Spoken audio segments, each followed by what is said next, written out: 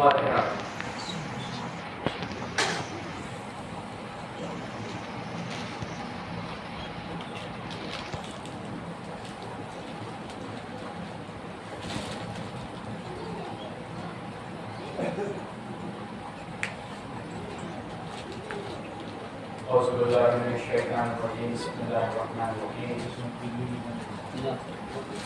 जनाब अब्बास ने मजबूरन मश्क सकीना उठाई, दरिया ने डुबाई। कई दिन की सूखी मश्क जब नींद गई तो उसे पानी से भरा। कितनी देर में खाली हुई पौधे सिमटने लगी। जल्दी से मश्क उठाकर जोश पर रखी और दूसरे हाथ से अलम संभाला। अब जो घाट के नशेब से निकलना चाहा तो बुलंदी पर अश्कियां ने चारों तरफ से घेर लिया। जैसे ही अलमदार हुसैनी को बुलंदी पर चढ़ते देखा, हर तरफ से तीरों कबर और नेज़ों तलवार चलने लगी। जख्मी शेर ने घोड़े को एड़ दी और फरमाया, है मेरे वफादार घोड़े, किसी तरह ये मश्क सकीना सहने तक पहुंचा दे। वाह मेरे वफादार फरस। खुर्दी नेज़ों तलवार और तीरों के झेलते हुए अपनी सवार को बुलंदी पर ले आया। मेरा दिल कहता है कि बुलंदी तक पहुंचते पहुंचते राकिब और मरकब दोनों के जिस्म शरीर हो चुके थे। तन्हा इंसान जब नशेब में और दुश्मन बुलंदी पर हो तो जरा सोचिए किस कदर मजबूरी का आलम होता है। गरज की सगाए सकीना जख्म पर जख्म खाता मश्क पर झुककर आगे बढ़ रहा था कि अचानक पुष्ट से तलवार चमकी। दाहिना हाथ कटकर दूर जा गिरा। इसी असना में एक तलवार दूसरी तरफ से लहराई और दूसरा हाथ निशाने से कलम हो गया। दोनों हाथ कटने के बाद भी वफादार चचा मुश्क सकीना दांतों से दबाए अब भी इसी कोशिश में है कि किसी तरह भतीजी तक पानी पहुंचा दे कि इतने में एक तीर आकर मश्क सकीना पर लगा। मश्क का छिड़ना था कि अब्बास का दिल टूट गया। मश्क का सारा पानी बह गया। फिर अब्बास ने मक्तल की तरफ घोड़े का रुख मोड़ दिया। इतने में किसी ने आपके सरे मुबारक पर ऐसा बुर्ज लगाया कि आपके घोड़े पर हमला न गया। घोड़े से जमीन की तरफ चले। जब कोई शहीद घोड़े से जमीन की तरफ आता था तो अपने हाथ जमीन पर टेक लेता था। हाय अफसोस, अब्बास के हाथ कहाँ थे जिन्हें टेक कर सहारा देते। अरे शकीना का सख्ता मुंह के बल जमीन पर गिर पड़ा। आवाज भी आता, गुलाम की आखिरी सलाम कबूल हो। गुलाम ने अपनी जान निसार की। मौला ने वफादार भाई की चीख सुनी, कमर पकड़ी, कहा बेटा अली अकबर सहारा दो। हुसैन की कमर टूट गई। अली अकबर ने ज़ईफ बाप के बाजुओं को सहारा दिया। गिरते पड़ते इमाम दरिया की तरफ चले। देखा लहू की छींटों से फुरात की रेत जगह जगह रंगीन हो गई। आगे बढ़कर कटा हुआ हाथ देखा, उठा लिया। थोड़ी दूर बढ़े थे तो दूसरा हाथ भी मिला, उठा उसे भी उठा लिया, सीने से लगा दिया। जब जरा कुछ और आगे बढ़े तो फुरात की तराई पर जख्मी शेर को एड़िया रगड़ते देखा। दौड़कर भाई के सर को उठाकर जानू पर रखा। आवाज दी, भैया अब्बास आँख खोलो, हुसैन आए हैं। देखो तुम्हारे कायदी अली अकबर खड़े हैं। जख्मी शेर के लबों पर हरकत हुई। कहा आका मैं चाहता हूँ कि आखिरी बार आपकी ज़ियारत और कर लूं, मगर क्या करूं। एक आंख में तीर लगा है, दूसरी आंख में खून जम गया है, कैसे आके खोलूं। इमाम ने रुमाल से खून साफ किया। जनाब अब्बास ने अपना सर भाई के जानों पर देखा।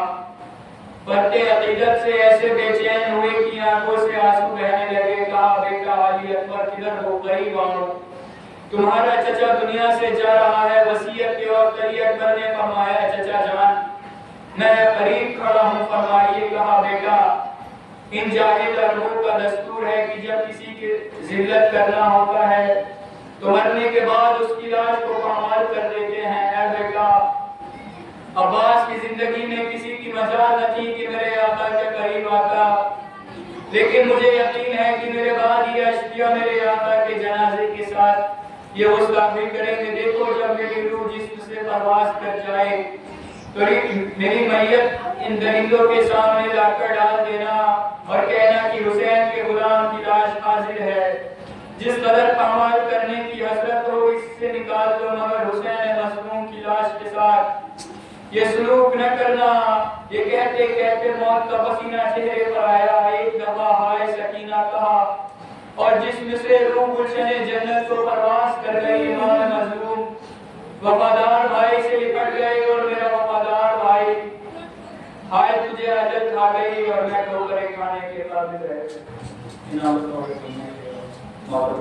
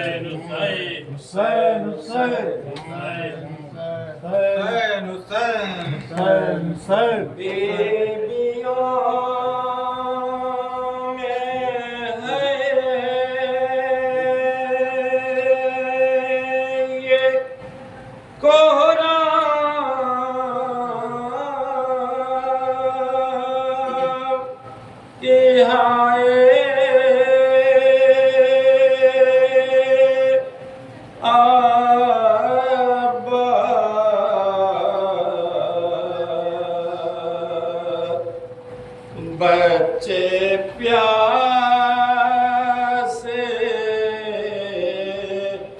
हैं पलट करे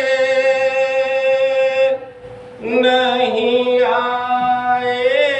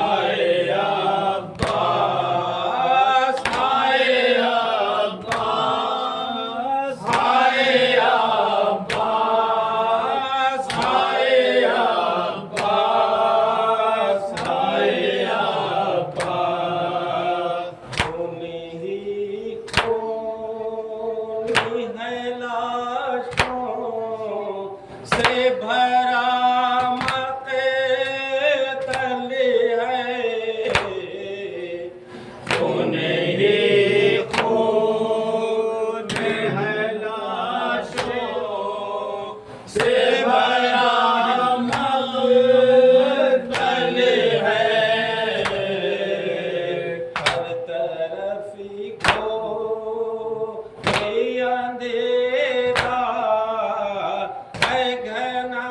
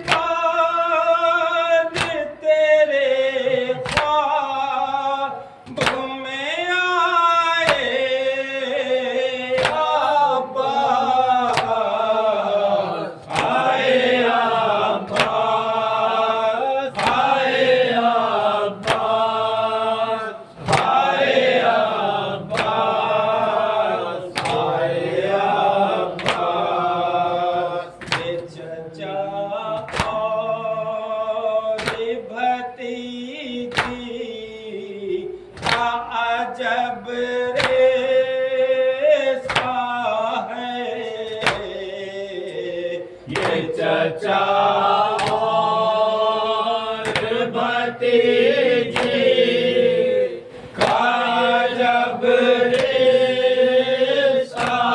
है, ये जो परचम में बंधानन ना समझ के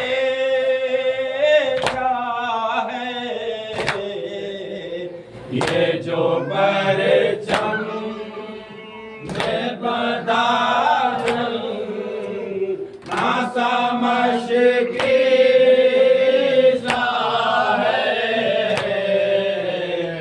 इसका मतलब है कि जिंदा है वफाए अब्बास, आए अब्बास, आए अब्बास,